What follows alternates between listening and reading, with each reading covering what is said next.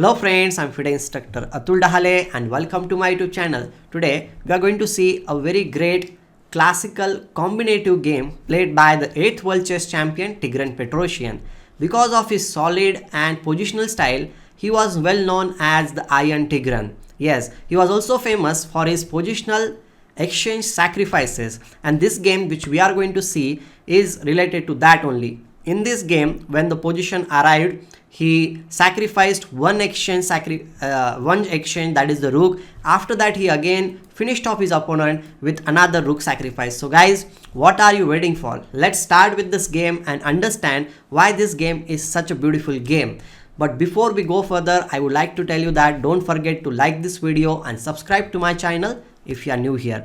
In this game, Tigran Petrosyan was white and his opponent Boris Spassky was black. Both are World Chess Champion, and this game was also World Chess Championship match game, which was played in the year of 1966. Okay, Knight f3 was played by Tigran Petrosyan. Black played Knight f6. Boris Spassky, a great player of past, World Chess Champion, you can say. G3, G6, C4, and now Bishop G7. You can see that whenever this fianchetto kind of setup happens, this structure is called as the King's Indian structure after black's d6 move. If you play something else like d5 and all, then the position converts into Grunfeld defense. That's why players wait till till black plays d6 move. Okay, so this is the King's Indian setup from black side. White plays d4. He is controlling the center with his pawn. Both the sides have fianchetted their bishop, and this is just building up the position. Okay, so black plays a6. Obviously he wants to play something on the queen side, and white decides to play d5. He wants to dislodge the knight from this c6 square, and there are two options from that side. One is knight e5, another is knight a5, and which one will you choose? If you play knight e5, then the pawn will be doubled. Okay, this is also a playable position, but the main line in this position is to play knight a5. Well, you might say that knight on the rim is dim. Why is he playing that move? But if you pay a little bit more attention to the position, then you will understand that black has a very nice plan in this position, which will like bring the knight in the game in latter part of the game. Okay, now the pawn on c4 is being attacked, and he saves the pawn with knight d2. This is the compensation, you can say, with the move knight a5, because white also played knight d2 and he is blocking his bishop on c1 square. Okay, now he plays c5 so that there will not be any b4 move. On earlier move, b4 was not a possibility because the knight will be capturing the pawn on c4, and then he will be going back to b6 square if it is attacked by someone. After knight d2, the threat is obviously to play b4 at some point, so he plays c5, stopping everything. If you play d into c6, then black has two options. One is knight c6 and bc6. More common option is obviously knight into c6 and bringing the knight in the game. So he did not play that move. He plays queen c2. He wants to play in the center of the board. And I will tell you one thing about Petrosyan, that he used to play rock solid chess. Okay, he will not give chances to his opponent. He will always understand what his opponent wants to do, and he will always try to stop that plan. And that's what we are going to see here in this game also. Black plays e5. Now Petrosyan goes for e4 because he needs to stop his opponent's pawn. Okay, so e4 was one of the possibilities. Okay, so b3 was played by Petrosyan. Okay, why is he playing b3? Because he wants to develop the bishop here, and also one thing is that the pawn on c4 is now being supported by the pawn b3. Again, you can see the knight on d2 is getting free because he doesn't need to stop the pawn, like support the pawn on c4 square. Now black plays knight g4. Obviously, in King's Indian kind of setups, the main idea is to play f5 and expand on the king side, and that's why Petrosyan plays e4, trying to get some control over that part of the board. So here Spassky goes for f5, which is a very natural move. After e takes f5, g takes f5, we need to decide what to do. Well, if you don't capture on f5, then black has a very nice plan of pushing the pawn forward. He will not capture on e4, because if you capture on e4, the knights will be getting a very great square on e4 square. So most probably black will push the pawn to f4 square, followed by he will try to create some chances for himself on this side of the board because the center is closed.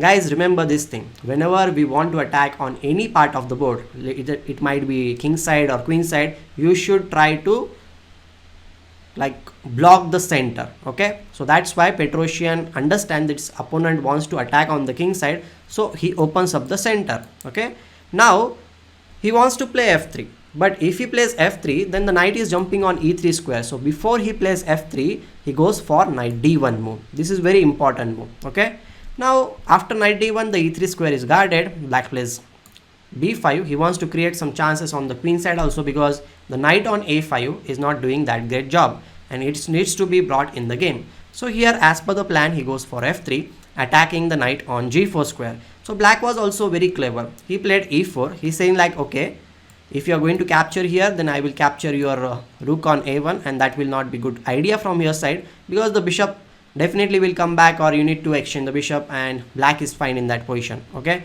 so Petrosian obviously did not go for that thing, and he played bishop b2. One thing I want to mention about this thing is, like, we should always try to understand that which are the good pieces from our opponent's side. If you pay attention to this position, then black has bishop on c8 and bishop on g7, and this bishop on g7 looks very dangerous because it is controlling the open diagonal, plus it is also threatening to come on d4 and your king will be in trouble. In such cases, you should try to exchange your opponent's good pieces. Okay, this will give you a lot of chances in the game.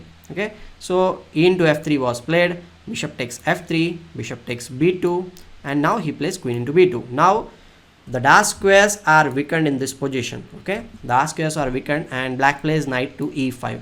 Now to restrict the knight, Petrosian plays bishop e2, because it is very famous thing that whenever you want to restrict the knight, you should put your bishop or the king, especially the bishop, just leaving 2 squares, because the jumping spots for the knights will be covered by the bishop and you can control the activity of the knight. So bishop e2 is a good idea. Black plays f4. He wants to bring his bishop on c8 in the game, so he plays f4. And now what to do? Well, we have two options in this position. One is obviously rook into f4, which is a good option. Then rook into f4, g into f4, and the knight needs to go to g6 square. Maybe we'll bring the knight in the game, and white will be getting some chances in the position, but black is not without the bullets, I'll say. Okay, but in the game he decided not to capture on f4 with the rook, and he captured with the pawn. This is a little bit bad move, because here the queen can enter in the game, and there is also a very nice idea which actually Spassky did not play in the game. He played bishop h3, but instead of this, rook into f4 was a good move, because if you capture here rook into f4, then queen will come on g5 square, and the rook on f4 will be lost. Whatever you play, if you play this move, then I can just simply capture here, or we can even capture with the bishop and we'll get back the piece.